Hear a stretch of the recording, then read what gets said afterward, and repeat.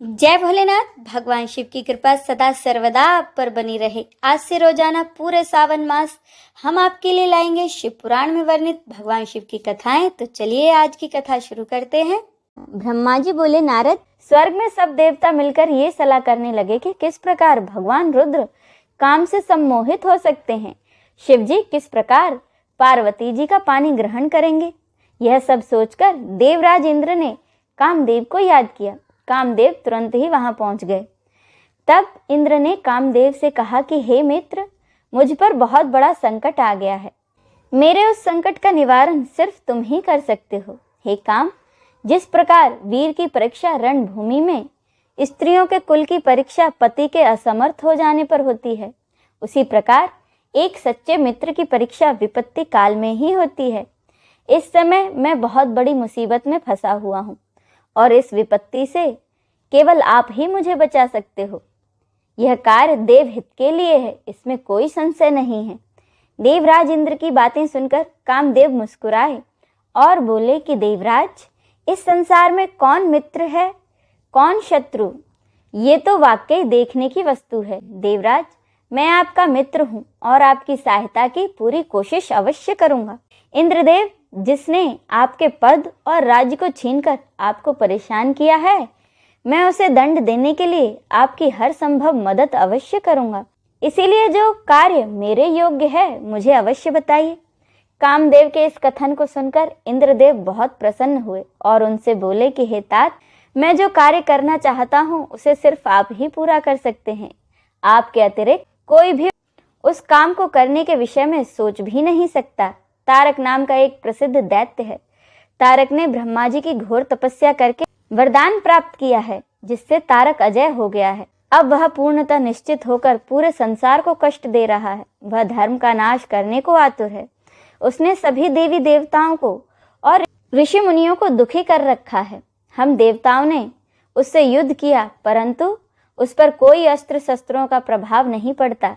यही नहीं, स्वयं श्री हरि का सुदर्शन चक्र भी तारक का कुछ नहीं बिगाड़ सका। मित्र, भगवान शिव का पुत्र ही केवल तारकासुर का वध कर सकता है। इसीलिए तुम्हें भगवान शिव के हृदय में आसक्ति पैदा करनी है। भगवान शंकर इस समय हिमालय पर्वत पर तपस्या कर रहे हैं और देवी पार्वती अपनी सखियों के साथ मिलकर महादेव जी की सेवा कर रही हैं। ऐसा करने के पीछे देवी पार्वती का केवल एक ही उद्देश्य है, वह है कि भगवान शिव को वह पति रूप में प्राप्त करना चाहती हैं।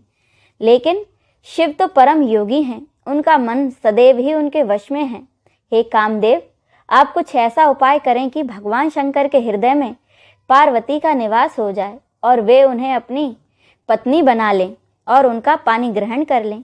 आप कुछ ऐसा कार्य करें जिससे देवताओं के सभी कष्ट दूर हो जाएं और हम सभी को तारकासुर नामक दैत्य से हमेशा के लिए छुटकारा मिल जाए। यदि कामदेव आप ऐसा करने में सफल हो जाएंगे तो हम सब आपके सदैव के लिए आभारी रहेंगे। ब्रह्मा जी बोले, नारद, देवराज इंद्र के कथन को सुनकर कामदेव का मुख प्रसन्नता से खिल गया। तब कामदेव देवराज इंद्र से कहने लगे कि मैं इस कार्य को अवश्य करूंगा।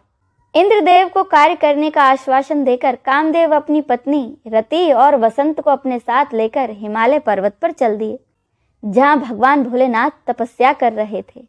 आगे ब्रह्मा जी कहते हैं कि नारद, कामदेव अपनी पत्नी रति और वसंत ऋतु को अपने साथ लेकर हिमालय पर्वत पर पहुंचे, जहां त्रिलोकीनाथ भगवान शिव शंकर तपस्या में मग्न बैठे थे। कामदेव ने शिव जी पर अपने बाण चलाए। इन बाणों के प्रभाव से शिव जी के हृदय में देवी पार्वती के प्रति आकर्षण होने लगा तथा उनका ध्यान तपस्या से हटने लगा। ऐसी स्थिति देख महायोगी शिव अत्यंत आश्चर्यचकित हुए और मन में सोचने लगे कि मैं क्यों अपना ध्यान एकाग्रचित नहीं कर पा रहा हूँ। मेरी तपस्या में ये कैसा विघ्न आ रहा है। अपने मन में यह सब सोचकर भगवान शिव शंकर इधर उधर चारों ओर देखने लगे। जब महादेव जी की दृष्टि दिशाओं पर पड़ी तो वे भी डर के मारे कांपने लगीं। तभी भगवान शिव की दृष्टि सामने छिपे हुए कामदेव पर पड़ी। उस समय काम पुनः बाण छोड़ने वाले थे। उन्हें देखते ही शिव जी को क्रोध आ गया। इतने में काम ने अपना बाण छोड़ दिया, परंतु क्रोधित हुए शिव जी पर उसका कोई प्रभाव नहीं हो सका। वह बाण शिव जी के पास आते ही शांत हो गया। तब अपने बाण को बेकार हुआ देख कामदेव डर से कांपने लगे और इंद्र आदि देवताओं को याद करने लगे। सभी देवतागण वहां आ पहुंचे और महादेव जी को प्रणाम कर उनकी भक्ति भाव से स्तुति करने लगे। जब देवतागण उनकी स्तुति कर ही रहे थे, तभी भगवान शिव ने अपनी तीसरी आंख खोली और उसमें से आग निकली। वह आग आकाश के ऊपर उड़ी और अगले ही पल पृथ्वी पर आ गिरी। फिर वह चारों ओर गोल घूमने लगी। इससे पहले कि इंद्रदेव या अन्य कोई देवता शिवजी से क्षमा याचना कर पाते, उस आग ने वहां खड़े कामदेव को जलाकर भस्म कर दिया। कामदेव के भस्म हो जाने से देवताओं को बड़ी निराशा और वह दुख हुआ। वे यह देखकर बड़े व्याकुल हो गए कि काम उनकी वजह से ही शिवजी के क्रोध का भागी बना है। कामदेव की अग्नि में जलने का दृश्य देखकर वहां उपस्थित देवी पार्वती और उनकी सखियां भी अत्यंत भयभीत हो गईं। उनका शरीर जड़ हो गया, जैसे शरीर का खून सफेद हो गया हो। पार्वती अपनी सखियों के साथ तुरंत अपने घर की ओर चली गईं। कामदेव की पत्नी रति तो मूर्छित होकर गिर पड़ी। मूर्छा टूटने पर वह जोर जोर से विलाप करने लगी और कहने लगी, अब मैं क्या करूं, कहाँ जाऊं? देवताओं ने मेरे साथ बहुत बुरा किया, जो मेरे पति को यहाँ भेजकर शिवजी के क्रोधा अग्नि में भस्म करा दिया। हे स्वामी, हे प्राण प्रिय, ये आपको क्या हो गया? इस प्रकार देवी रति रोती बिलखती हुई अपने सिर के बालों को जोर जोर से नोचने लगी।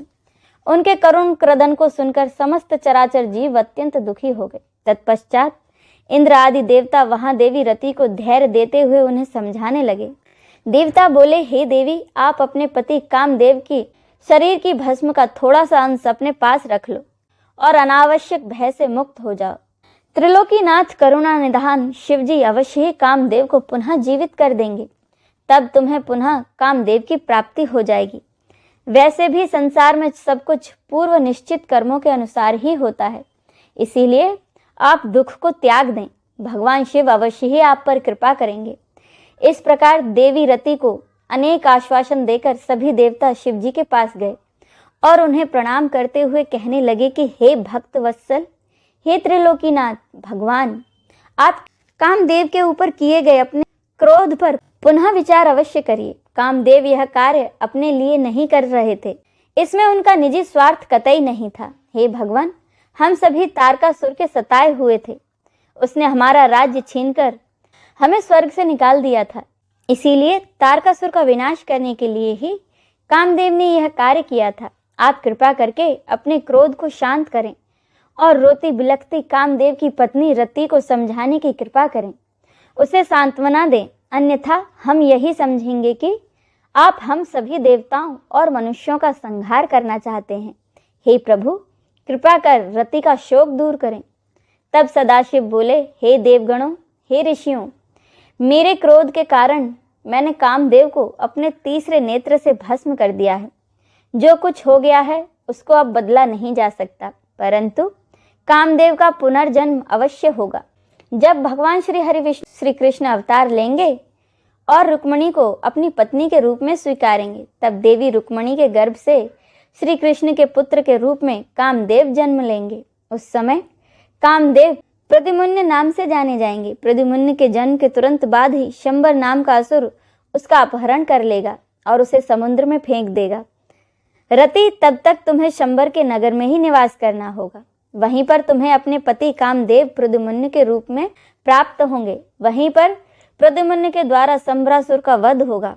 भगवान शिव की बात सुनकर देवताओं ने प्रसन्नता पूर्वक उन्हें प्रणाम किया और बोले, हे देवादिदेव महादेव, करुणा निधान, आप कामदेव को जीवन दान दें और कामदेव के पुनर्जन्म तक देवी रति के प्राणों की रक्षा करें। देवताओं की यह बात सुनकर करुणा निधान भगवान शिव ने कहा कि मैं कामदेव को अवश्य ही जीवित कर दूंगा।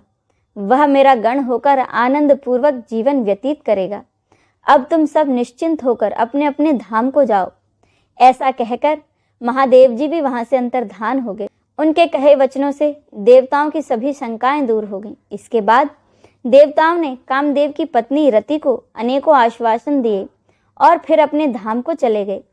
देवी रति भी भगवान शिव की आज्ञा के अनुसार शंबर नगर को चली गई और वहां पहुंचकर अपने प्रियतम के प्रकट होने की प्रतीक्षा करने लगी। अब इससे आगे की कथा का रसपान हम अगले अध्याय में करेंगे। जय भोलेनाथ।